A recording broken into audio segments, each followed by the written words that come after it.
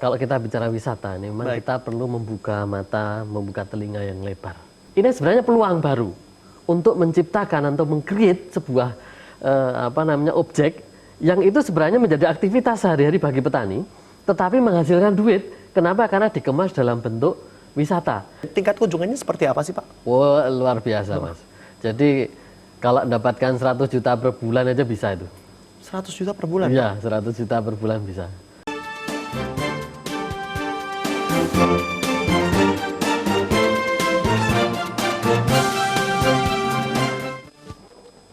Salam Indonesia. Halo pemirsa, selamat sore. Selamat datang dalam Bincang hari ini bersama saya Angga Pradipta. Selama 1 jam ke depan pemirsa, kita akan membahas untuk tema kita di kesempatan sore hari ini adalah bisnis wisata agro. Nah, pemirsa, bersama saya telah hadir seorang dosen UGM ini yang sudah tidak asing lagi bagi kita, sering sekali hadir di Bincang hari ini. Kita akan kembali menyapa Dr. Bambang Suiknyo. Pak Bambang, kabar baik? Alhamdulillah baik. Selamat sore Mas Angga, selamat sore pemirsa semuanya. Selamat sore Bapak. Nah, ini mungkin sebelum kita membahas lebih lanjut bisnis wisata agro, ini mungkin konsepnya beberapa di antara kita sudah pernah mungkin mengunjungi konsep wisata agro ini. Tapi mungkin kita kembalikan lagi nih, sebenarnya definisi dari agro ini sendiri yang masuk ke dalam lingkupnya itu apa sih, Pak? Ya. Kalau kita bicara agro, baik, itu bicara pertanian dalam arti luas. Jadi pertanian dalam arti luas itu bisa berarti pertanian pangan, peternakan, kehutanan, bisa juga masuk teknologi pertanian nanti ke arah pengolahan pangan dan lain-lain. Itu adalah bicara tentang agro dalam arti luas. Hanya biasanya kemudian hanya kita potong dengan agro atau pertanian itu saja. Walaupun kalau kita bicara bidang ilmu, misalnya kalau saya di universitas, pertanian itu dipecah-pecah menjadi beberapa. Tetapi kalau kita dalam konteks berbicara tentang kemasyarakatan atau bicara pertanian, maka mestinya itu secara otomatis bahwa itu adalah bicara tentang pertanian dalam arti luas. Gitu Mas Angga. Pertanian dalam arti luas. Pertanian dalam arti luas. Nah, berarti ini sebenarnya kita mengenal Indonesia adalah negara agraris nih. Ya, betul. Berarti peluang ini sebenarnya sangat terbuka lebar nih. Oh iya, iya. Khususnya untuk para petani kita. Betul, ya. Jadi kita ini kan negara agraris. Betul. Apalagi kita di daerah tropik. Kita support materialnya sangat mendukung. Di mana kita mendapatkan bonus atau bukan bonus, tetapi anugerah bahwa biodiversitas kita itu kan luar biasa banyaknya. Sehingga kalau kita bicara pertanian dalam arti luas, kita memiliki banyak potensi-potensi agro dalam hal ternaknya atau hewannya, dalam hal pangan karena kita juga memiliki banyak sekali bahan pangan yang bisa dikembangkan. Demikian juga dengan kayu-kayu itu. Nah, kita kalau kita bicara tentang kehutanan dan otomatis ini juga nanti ke arah pengolahannya juga kita memiliki banyak sekali bahan yang bisa diolah. Lalu dalam hal karbohidrat saja kita memiliki lebih dari 17 jenis tanaman yang itu bisa menjadi sumber karbohidrat. Nggak cuma satu beras, nggak cuma satu gandum, nggak cuma masing-masing daerah punya sendiri ya, Pak. Masing-masing punya. Oke, mungkin kita ke Indonesia Timur akan bertemu dengan punya singkong, ada jagung. Kalau Indonesia Barat kan memang lebih banyak mengenal beras. Betul. Di Indonesia Timur lebih variatif, pada sagu, macam-macam. Gitu. Oke, baik. Nah, ini sebenarnya setiap daerah berarti memiliki potensinya masing-masing. Ya. Kalau misalnya kita telusur lagi, karena kita memiliki kekayaan biodiversitas ini tadi ya, Pak ya. Baik. Nah, kemudian sebenarnya bagaimana sih Pak cara mungkin untuk bisa memulai atau mungkin mengembangkan? Apakah kita perlu mengenali terlebih dahulu nih sebenarnya lingkungan kita atau mungkin kekhasan dari masing-masing daerah itu, kita memulainya itu dari mana berarti Pak? Ya, memang kita juga kalau kita bicara wisata, memang kita perlu membuka mata, membuka telinga yang lebar, sehingga kita bisa memahami atau kita bisa setidaknya tahu apa sih preferensi masyarakat terhadap kalau mereka ingin mengunjungi itu menginginkan yang seperti apa. Dan sekarang ini ada peluang di mana masyarakat kecenderungan ingin mendapatkan sesuatu view yang baru, ada sensasi baru, tidak sekedar misalnya melihat pantai, itu udah biasa. Melihat gunung juga hal yang biasa, melihat mungkin taman hewan atau apa dan sudah hal biasa. Tetapi ada hal satu yang baru. Apa sih? Nah, terlebih kalau bagi anak-anak sekarang dengan anak-anak dulu beda. Kenapa? Anak-anak dulu itu ya memang dia sudah seharinya bergelut dengan dunia pertanian, peternakan, kehutanan itu. Kenapa? Mereka kalau main kalau nggak di kebun ya di sawah, di tanah lapang. Gembalakan kambing, gembalakan sapi, atau main-main kelinci itu udah hal biasa. Anak-anak sekarang pagi-pagi sudah sekolah. Nanti pulang, dia mungkin aktivitas lain, kalau nggak les, ya apa, dan seterusnya. Sehingga praktis, mereka akan mengenal dunia yang dulu dikenal oleh mungkin generasi saya, tentang sawah, tentang kebun, tentang ternak, itu adalah ketika memang dibawa oleh orang tuanya, atau dibawa oleh sekolahan kepada objek wisata yang di situ, atau dibawa kepada objek yang di situ memang ada itunya. Misalnya kalau kita di Jogja ada kebun pinus, kemudian anak-anak kenal, oh ini hutan pinus. Betul. Di Bantul ada namanya kebun buah Mangunan, nggak tahu buahnya buah talok atau apa. Baik. Nah, kemudian yang di mana di Kita ke Kaliurang, Pak, ada salak ya di sana. Kaliurang, Oke. di Turi ada salak. Kemudian di mana di Kulon Progo, mereka juga bisa melihat kebun teh gitu kan. Nah, di Glinggotritis gitu kan. Nah, ini kan sebenarnya karena dibawa, bukan karena perkenalan sehari-hari. Nah, hal-hal seperti ini kemudian membuat ini sebenarnya peluang baru untuk menciptakan atau meng-create sebuah objek yang itu sebenarnya menjadi aktivitas sehari-hari bagi petani, tetapi menghasilkan duit. Kenapa? Karena dikemas dalam bentuk wisata.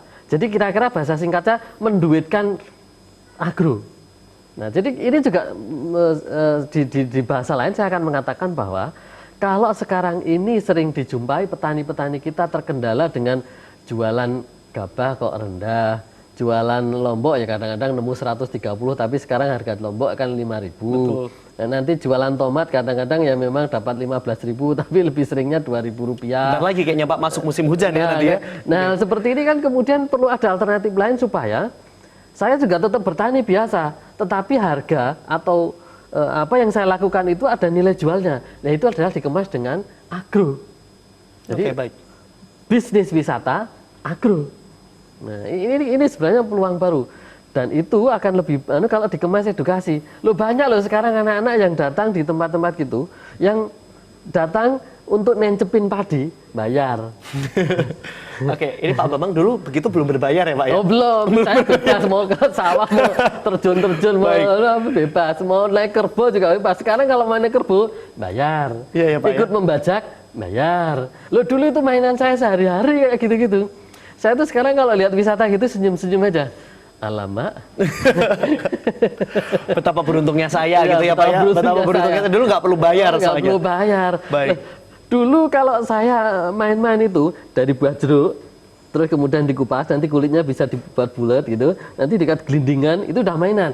Lalu sekarang main-main begitu di Taman Pintar itu buat main-main gitu, bayar. Oh gitu ya Pak ya. Ada sudah menjadi sebuah wahana. Ya, Oke. jadi wahana. Karena memang itu sesuatu yang tadi bagi anak-anak sekarang itu Menarik sesuatu memang, Pak. yang menarik, tetapi tidak setiap hari mereka bisa Betul. berinteraksi. Betul. Nah, Baik. sehingga kalau bagi petani menangkapnya, loh ini peluang, saya bisa berbisnis. Tetapi itu hanya menurut saya hanya bisa ditangkap oleh petani yang memang melek informasi dan mendengar dari luar. Nah gitu. Dan harapannya semoga para petani sore hari ini menyaksikan program ini ya Pak ya. mudah-mudahan. Baik, mudah-mudahan karena memang sekali lagi memiliki potensinya, kita sudah memiliki ibaratnya kita sudah punya aplikasinya, bagaimana tinggal kita mengoptimalkan aplikasi yang kita miliki ini ya Pak ya. Betul. Karena memang kalau mungkin bisa saya simpulkan juga kegiatan berwisata ini sudah menjadi gaya hidup dari masyarakat masa kini ya Pak ya. Jadi mungkin Sudah kebutuhan itu. Betul, wisata itu memang sudah kebutuhan dan biasanya memang selalu mencari sesuatu yang berbeda. Dan Baik. apalagi kalau kita bicara yang duitnya banyak itu, ya saya identik dengan turis asing. Betul. Lu turis asing itu tidak mencari sesuatu yang yang bahkan orang kita pandang misalnya perkotaan apa enggak, kadang-kadang mencari sesuatu yang di luar pikiran kita. Saya sering kalau di kebetulan rumah saya Wates kan. Baik. Di jembatan Banjar itu lihat para turis-turis asing nyepeda ngontel gitu. Saya pikir ngapain jauh-jauh ke sini hanya untuk ngontel. Dan ketika Iya. kemudian saya pernah bertanya dengan salah satu pemandu wisata, loh memang mereka wisatanya ngontel begitu. Lihat padi, ngontel, nanti kalau ada orang membajak di sawah dia akan berhenti motret-motret, senyum-senyum, kalau perlu dia bisa ikut terjun. Nyobain ya Pak. Begitu. Nanti kalau dia berhenti di restoran, itu bukan restoran yang megah. Kalau perlu warung-warung kecil-kecil yang jualannya masih pakai daun pisang. Dulu kalau itu kan identik dengan jadul, miskin dan seterusnya, dan daun pisang, daun jati. Lu sekarang dicari. Baik. Karena Nah, itu eksotis ya Pak. Ya karena eksotis. Ya. Dan itu kan agro. Betul. Agro. Nah, ini kan Dan menunya pun juga mereka nggak butuh sesuatu yang terlalu bukan burger lagi.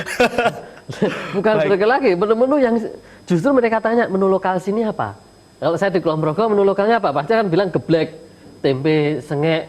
Nah gitu kan. Kalau nanti ke Menoreh ada kopi Menoreh yang di situ sajiannya semuanya lokal gitu, ada geblek, ada cemplon, ada segala macam itu. Yang dicari yang begitu-begitu, bukan yang burger, yang roti, yang apa.